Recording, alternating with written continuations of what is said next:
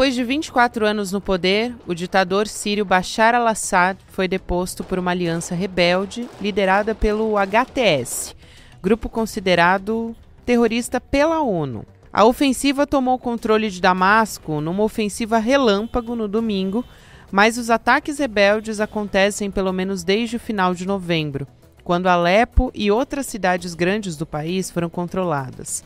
A família do ditador comandava o país desde 1971. O al-Assad deixou Damasco junto com a mulher e os filhos logo depois da tomada da capital e pediu asilo político em Moscou sob a proteção do Vladimir Putin, antigo aliado. O grupo HTS, que tomou o poder na Síria, foi criado em 2011, com uma filiação da Al-Qaeda e do Estado Islâmico. Mas em 2016, o líder Abu Mohammed al-Jawlani anunciou o desligamento do antigo grupo de Osama Bin Laden. Desde então, o HTS tem se dedicado a estabelecer um governo islâmico fundamentalista na Síria. Terça-feira, 10 de dezembro de 2024.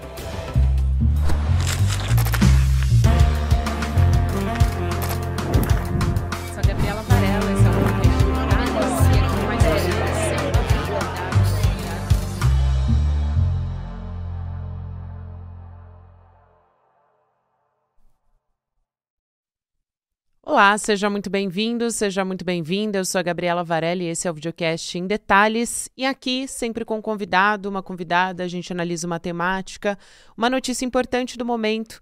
Hoje eu converso mais uma vez com o João Miragaia, que é mestre em História pela Universidade de Tel Aviv.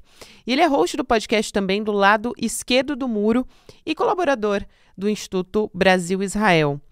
João, um prazer conversar com você mais uma vez. Miragaia, seja muito bem-vindo, um prazer te receber. Obrigado, Gabriela. O prazer é todo meu. Para a gente começar essa conversa, eu acho que vale a pena a gente explicar um pouco o que está em jogo agora, no sentido de interesses, e o que a gente pode esperar que acontece com a Síria agora, né? Ela pode virar um califado, ela pode desaparecer, o que pode acontecer? Bom, Gabriela, eu acho que os telespectadores devem estar, nesse momento, já bastante informados sobre a queda do Bashar al-Assad, que era o presidente, o líder sírio, já desde o ano 2000, quando o seu pai, o Hafez al-Assad, faleceu. A guerra civil na Síria, ela dura já 13 anos, né? Ela começou em 2011 e ela ainda perdura, porque a queda do regime da Assad não exatamente encerra o confronto. A gente, na verdade, não sabe o que vai acontecer.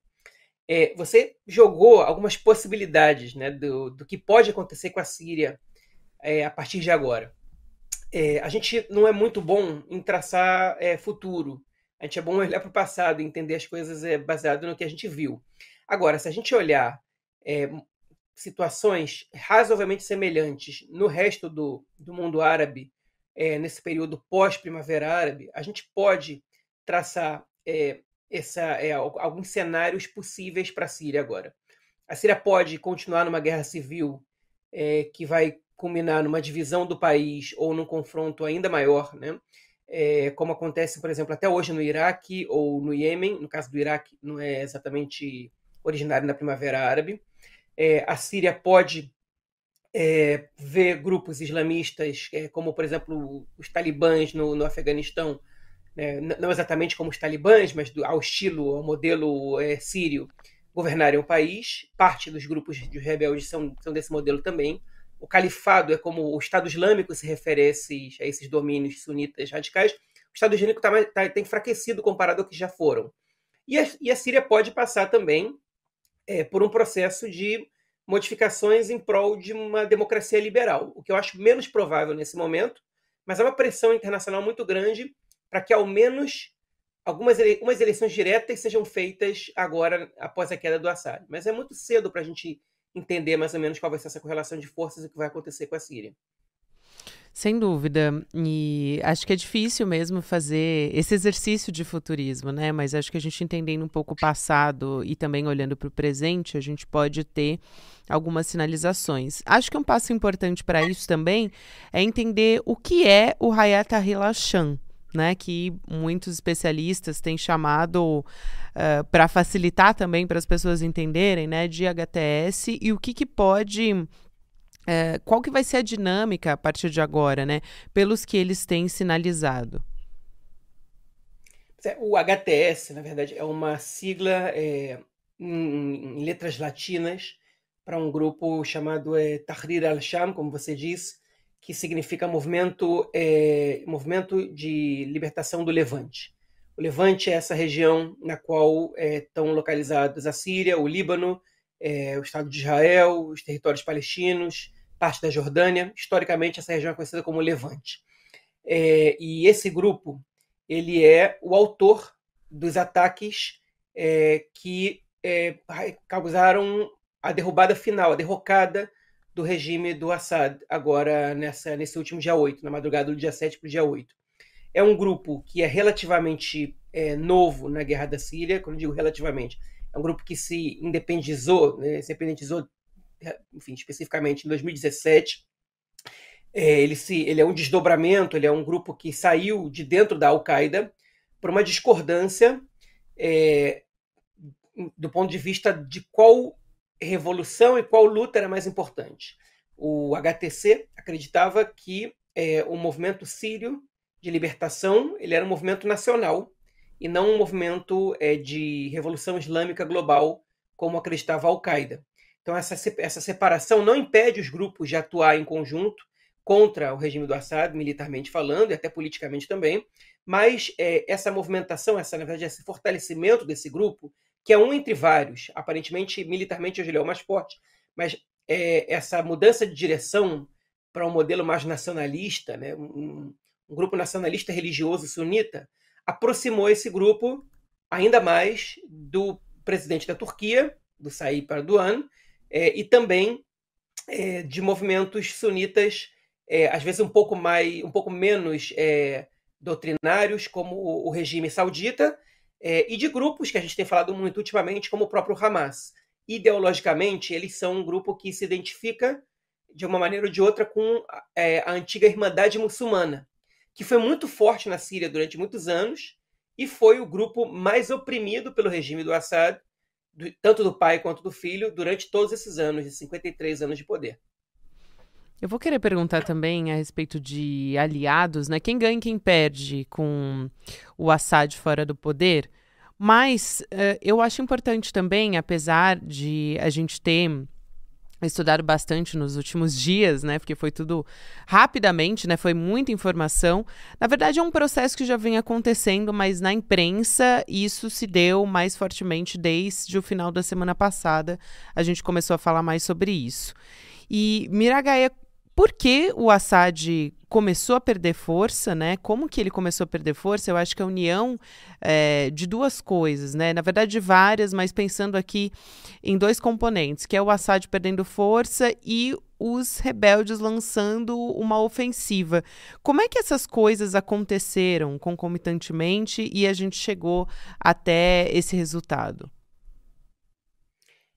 As mudanças aqui na região do Oriente Médio, elas são muito rápidas, normalmente. A gente tem visto isso nas últimas décadas, né? A gente viu na Primavera Árabe como, de repente, pequenas manifestações passaram a ser manifestações gigantescas, se transformaram algumas em guerras civis, e outras derrubaram presidentes que estavam no poder há décadas, num espaço de tempo curtíssimo, né? As mudanças são muito rápidas, é tudo muito intenso aqui na região, e isso, novamente, a gente viu um exemplo desse, né? Absolutamente ninguém, estava comentando nas últimas semanas, há 2 semanas atrás, se a gente falasse que o Bashar al-Assad teria caído no dia 8 de janeiro, ninguém ia acreditar nisso, porque ninguém estava comentando sobre a guerra na Síria, a situação estava aparentemente estabilizada a seu favor, os cálculos é que o regime Assad dominava entre 70% e 80% do território sírio, e existia um cessar-fogo que não era completo, não era total, não evitava determinados confrontos aqui e ali, mas o cessar-fogo que estabilizou razoavelmente a região e que perdurava desde 2020, ou seja, há mais de 4 anos, a gente não via grandes confrontos, salvo na região de Idlib, enfim, que era uma região um pouco mais conflituosa, e no Kurdistão sírio, especialmente por tensões que envolviam a Turquia.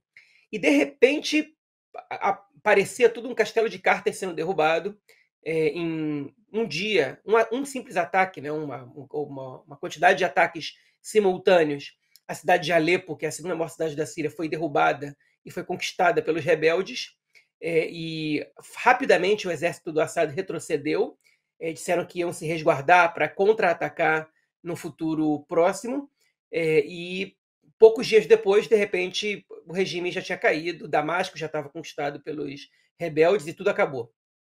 Quem sai ganhando com isso? Primeiro, a gente tem que olhar para quem sai perdendo com isso, né? E, obviamente, que o primeiro perdedor nessa história é o Bashar al-Assad, e enfim, o seu regime familiar, inclusive, colocado desde os anos 60, desde 63, né? Com a revolução do Baath sírio. Ele, enfim, ele é... Perdão, 63 não. Ele, na verdade, ele sucede, né, a revolução do Baath sírio nos anos 70, mas desde então eles estão no poder, e chega ao fim essa dinastia deles. Junto a eles, a gente tem que olhar quem são os apoiadores do Assad. E aí a gente também encontra a resposta do porquê que foi tão simples e tão rápida essa derrota deles. Os apoiadores do regime Assad, inclusive, foram os responsáveis pela estabilização do seu controle sobre o território libanês a partir de 2016, mais ou menos, são a Rússia, o Irã e os proxies do Irã. Basicamente, são esses três personagens. E o principal proxy do Irã, em especial para questões relacionadas à Síria, é o Hezbollah. E a Rússia, vale lembrar, está envolvida numa guerra com a Ucrânia, que está demandando muitos recursos e muito armamento já há quase 3 anos, e o Ocidente, a OTAN, está armando a Ucrânia nos últimos meses mais do que tinha acontecido nos últimos tempos. Então a Rússia está tendo uma atenção redobrada com a questão da Ucrânia, é uma guerra muito mais importante, muito mais custosa do que a influência que eles exerciam sobre a Síria. E o Hezbollah recebeu um golpe muito forte de Israel nesse confronto que eles tiveram, nessa escalada dos últimos 3 meses. O Hezbollah perdeu toda a sua liderança e foi obrigado a assinar um cessar-fogo, abrindo mão da sua única reivindicação, que era o cessar-fogo em Gaza. E isso, inequivocadamente, ainda que algumas pessoas tentem apresentar de maneira distinta, especialmente os próprios membros do Hezbollah, isso representa uma derrota do Hezbollah.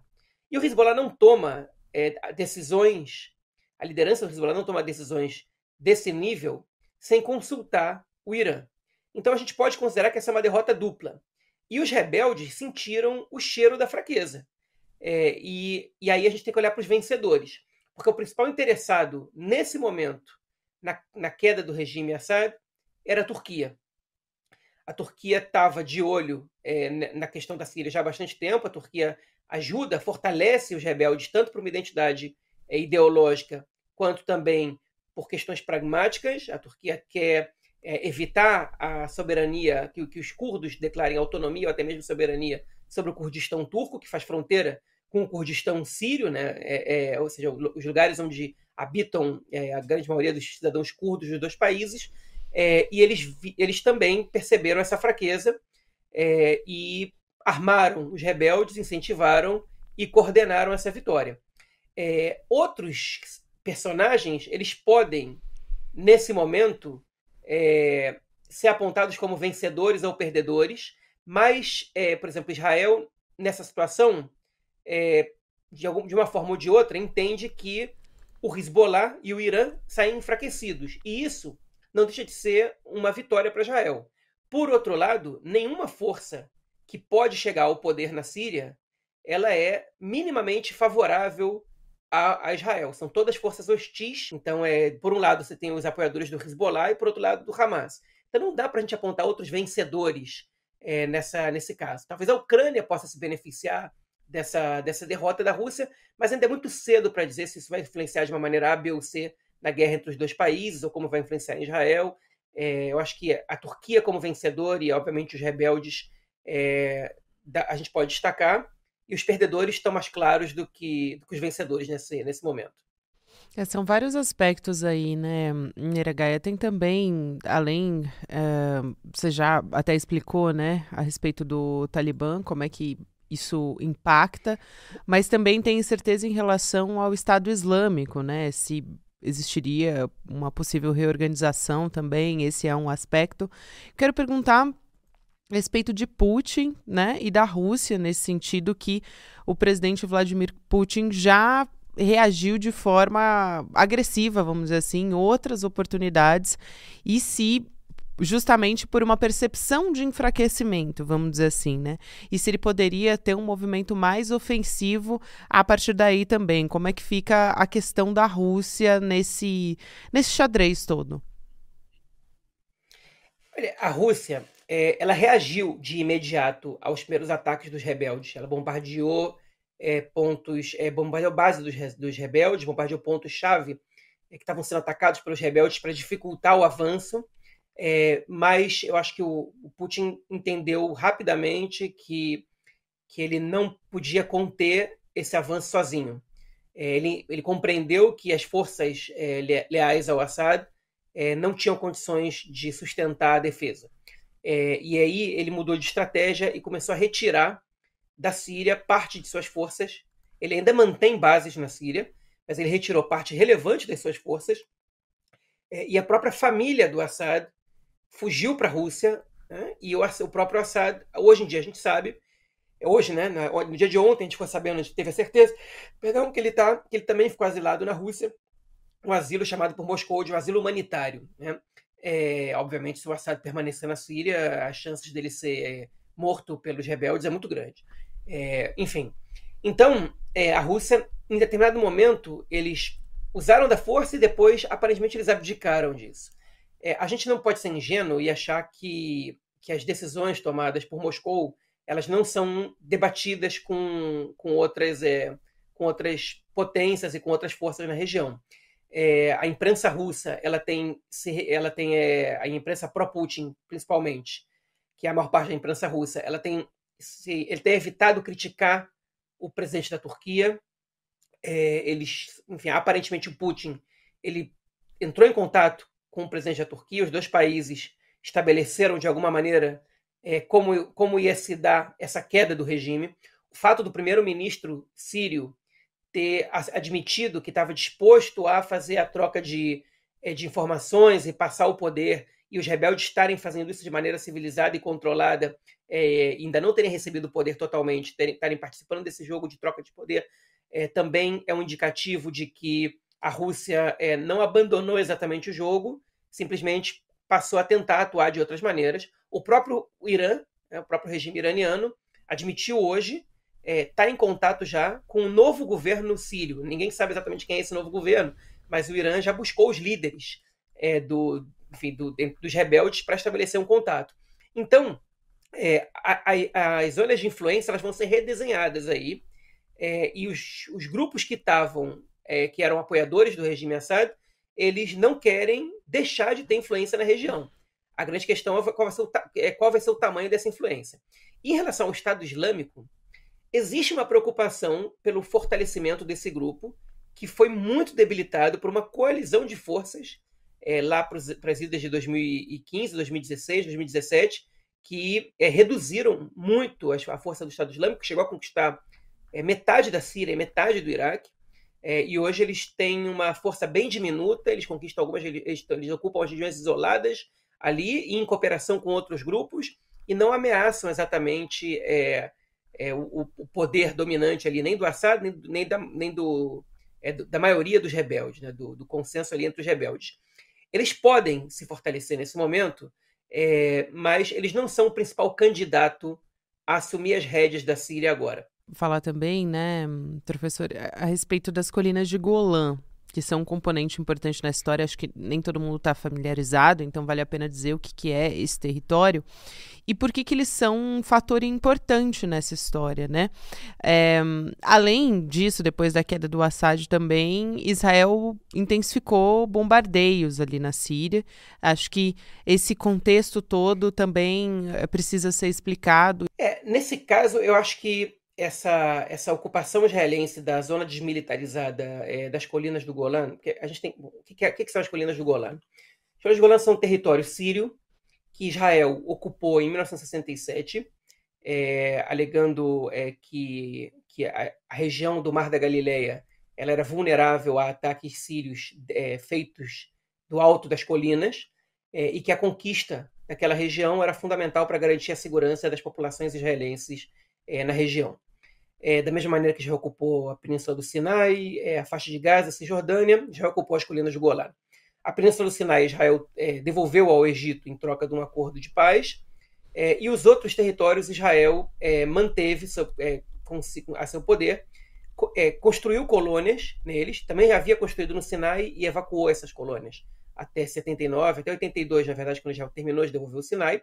E existem colônias judaicas nas colinas do Golã hoje, vivem cerca de 20 mil cidadãos israelenses, além de drusos sírios que seguiram vivendo na região, mesmo após a ocupação israelense.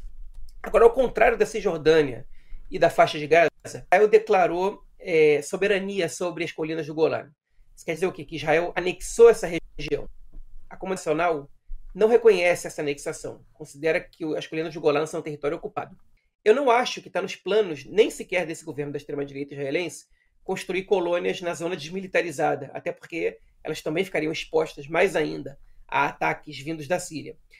Por outro lado, ninguém sabe o que vai acontecer na Síria, e é possível que Israel permaneça ocupando essa região por anos, né? E isso, obviamente, não traz para a gente boas memórias. Se a gente observar que futuro tiveram, no momento da sua ocupação, os territórios ocupados por Israel no passado. Durante diversos momentos, Israel e os sírios tentaram chegar a um acordo de paz que, obviamente, acarretaria na devolução das colinas do Golã para os sírios, e isso nunca avançou. Desde que a Guerra Civil Síria começou, especialmente quando o Irã passou a exercer uma influência maior na região, os bombardeios israelenses sobre o território sírio, eles são constantes. Eu não me lembro de uma semana que não tenho notícia de um bombardeio israelense. O exército israelense sempre alega que eram depósitos de arma, que eram armas que estavam sendo levadas para o Hezbollah, que eram armas levadas a outros proxies do Irã que iam atuar de maneira contrária a Israel, armas que iam ser direcionadas ao Hamas.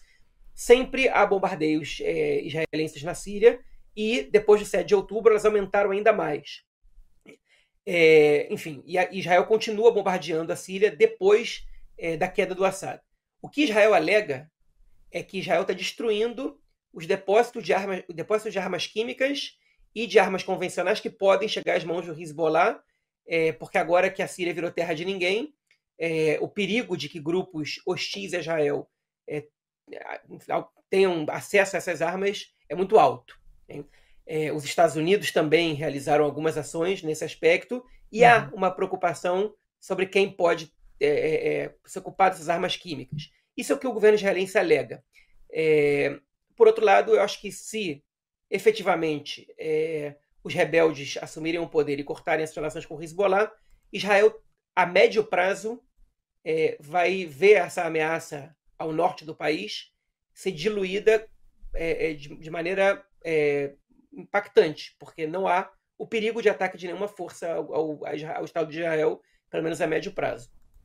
Eu acho interessante também a postura dos Estados Unidos nessa história, né? Pra gente fechar, professor, porque o Donald Trump tem uma postura diferente do Joe Biden e muita gente estranhou, né, esse posicionamento dele, mas historicamente os democratas costumam interferir mais, né, nessas questões. Então, o Trump disse que a Rússia, né, aliada do Assad, estava empenhada na guerra contra a Ucrânia e também, enfim, fez um posicionamento mais no sentido de que a Rússia não estava mais interessada em proteger a Síria, né, e o regime do Assad.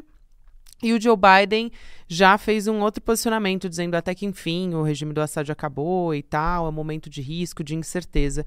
Me pareceu que o Trump além de criticar a Rússia, né, de usar esse momento para criticar a Rússia também, ele pareceu não ter uma postura tão intervencionista, né? E o que explica isso? O que a gente pode esperar de Donald Trump assumindo em breve também? A gente já está em dezembro, em breve Trump está assumindo. E o que essa postura vai mudar em relação ao posicionamento ao governo dos Estados Unidos?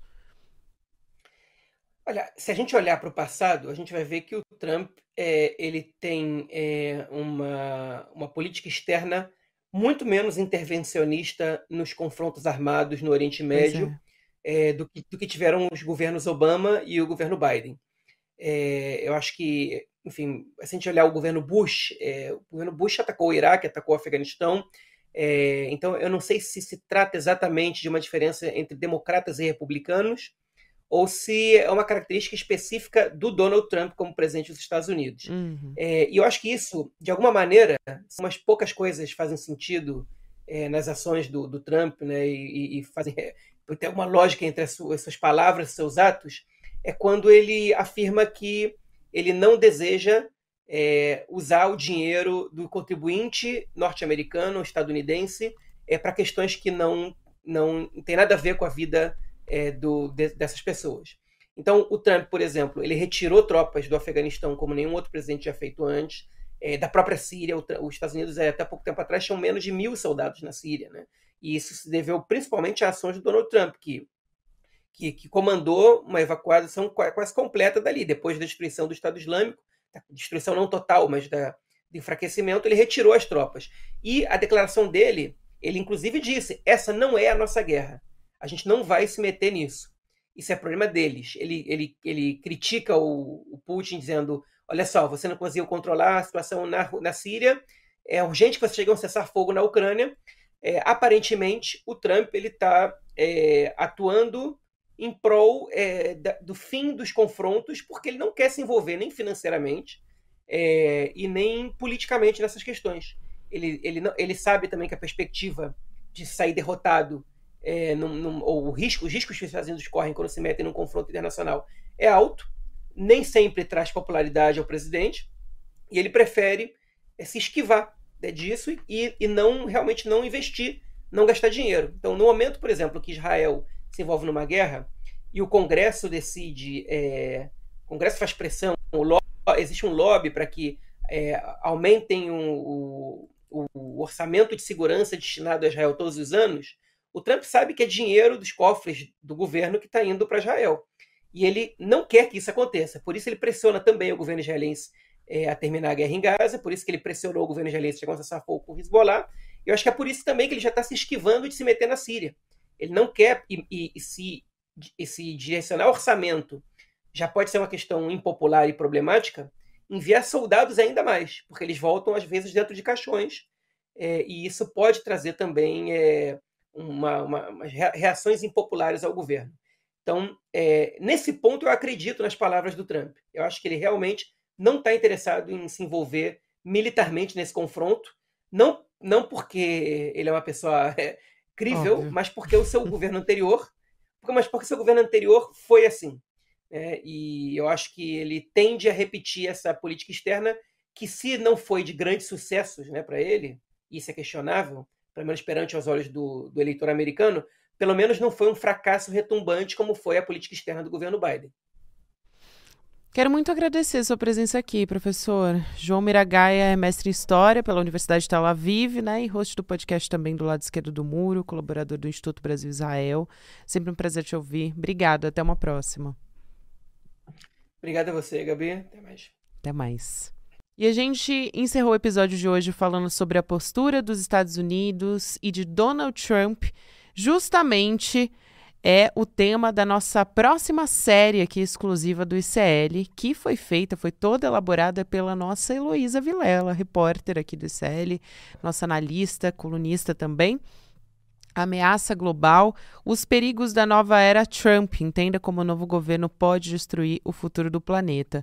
E a Elo também vai ter um bate-papo com o professor João César de Castro Rocha, com o nosso Edu Moreira e também com o James Green. A gente vai conversar com todos eles, né, acompanhar esse debate com eles nessa terça-feira, dia 10 de dezembro, 8 horas da noite, para você garantir o seu acesso, o seu ingresso gratuito para assistir. Você vai em detalhesicl.com.br, faz a sua inscrição, garante a sua vaga de graça para poder acompanhar. É super atual e fala muito sobre essa tendência global, nos afeta também essa ascensão da extrema-direita. Obrigada a você que me acompanhou até aqui, você fica com o Mercado Investimentos agora, na sequência Rolê ICL, e a gente está todos os dias em todas as plataformas de áudio.